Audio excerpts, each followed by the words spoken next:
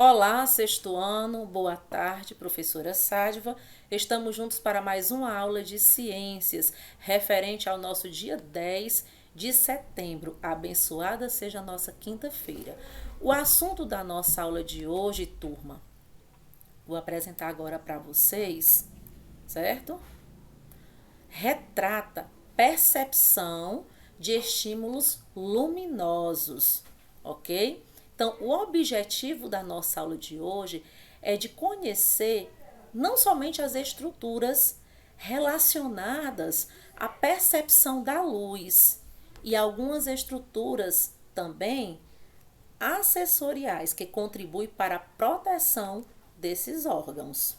Então, para compreender o mundo que está ao nosso redor, nós temos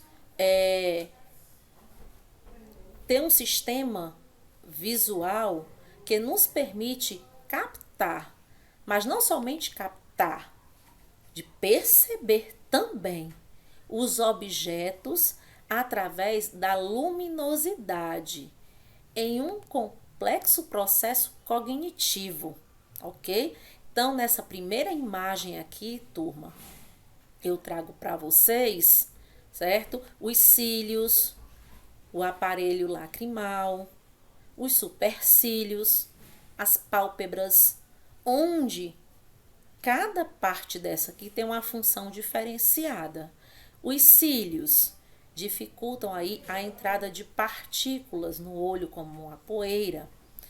O aparelho lacrimal é formado por glândulas que produzem as lágrimas, certo?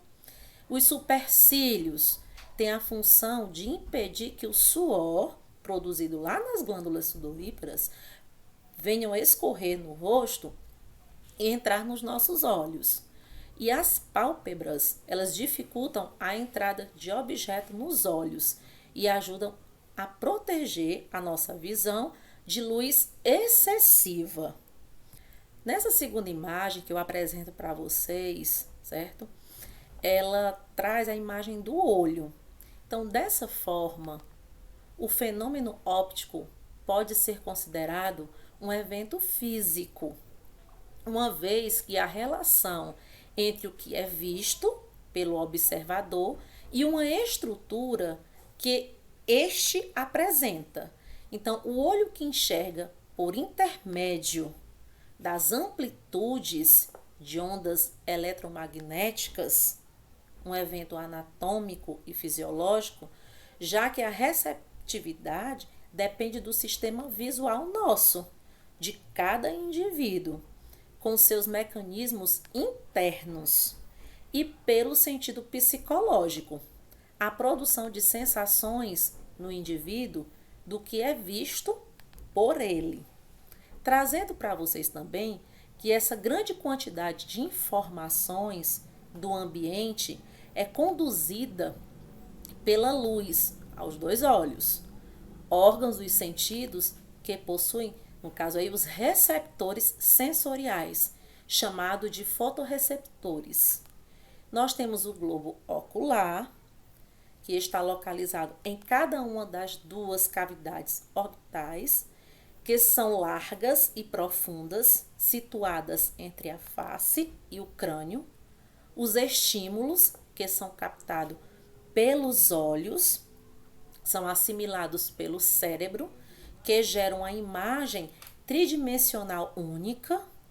O olho, ele está presente no olho, a existência lá do cristalino, que tem a função, no caso aí, de suprir as necessidades solicitadas pela visão, funcionando como se fosse uma espécie de lente de contato. Há também a retina. Nesse caso, ela contém células fotossensíveis, que são responsáveis em detectar as cores, não somente as cores, mas também os estímulos luminosos. Então, no olho ainda está, algumas estruturas bem presentes. A córnea, primeira, é a mais poderosa superfície que a luz atravessa. E os nervos ópticos também, que é um meio de transporte das informações entre não só a retina e o cérebro, ok? Levando em consideração, turma, a questão da percepção visual. Então, eu trouxe uma imagem aqui bem diferente para vocês. Observando essa imagem, para início de conversa, olhando bem, você tem a imagem de dois idosos. Mas se você olhar bem para a imagem, você irá perceber que nós temos outros elementos que compõem essa imagem. Uma taça no meio dos dois idosos, na parte final da taça, como se fosse um lago. Nessa parte do rosto do idoso, eu tenho um homem tocando violão. Do outro lado do rosto da idosa, uma mulher, né, com uma jarra na cabeça. Aqui, na orelha dessa mulher, uma garrafa pendurada na forma de brinco. Desse lado aqui do rosto do idoso, podemos perceber que o pavilhão auditivo, né, no caso aqui da orelha, nós temos uma mulher, como se fosse uma espécie de porta, e uma mulher aparecendo, surgindo aí. Uma manta, ó, cobrindo, né, certo? O ombro, tanto do idoso como da idosa. Então, nós podemos observar vários tipos de elementos que compõem essa imagem. Então, quando um ambiente está com baixa luminosidade, o olho humano apresenta baixa visão. Né? No caso, uma situação que é conhecida como visão é uma visão baixa e que funciona através dos bastonetes. Por isso existe uma ausência muito forte de cores.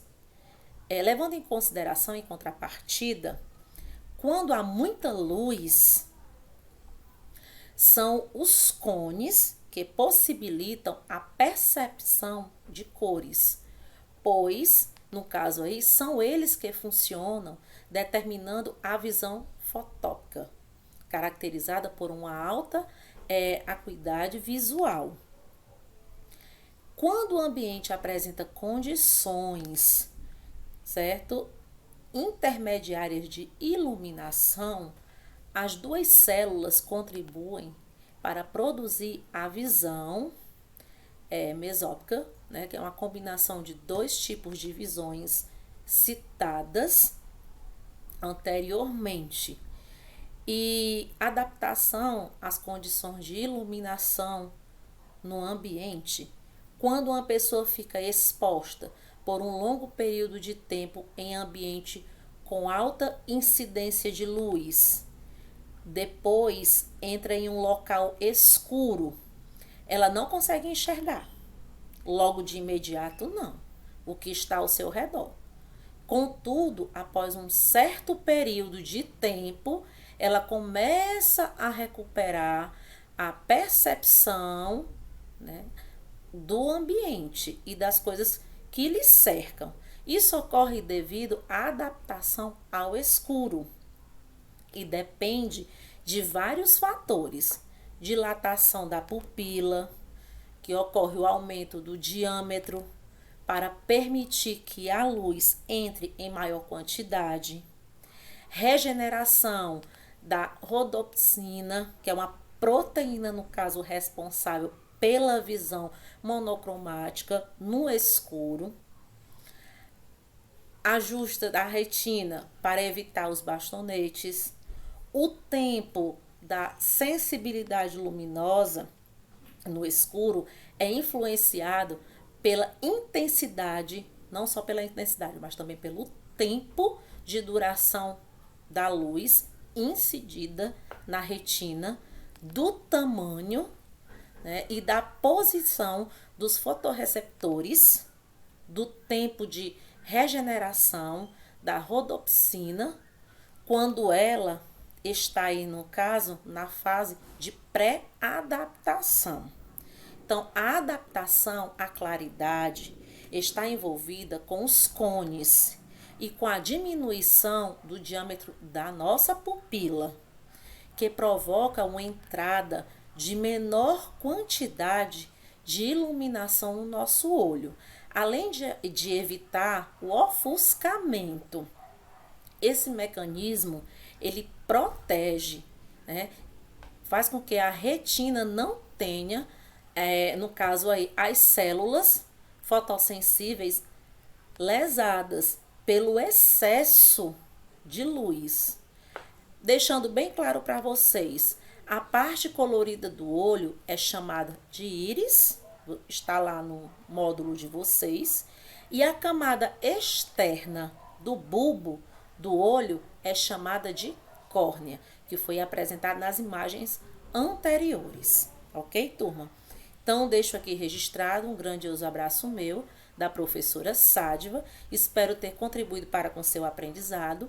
Leiam lá Percepções dos Estímulos Luminosos, que aborda a questão do globo ocular. E na próxima aula, vocês irão estudar sobre a deficiência da visão, ok?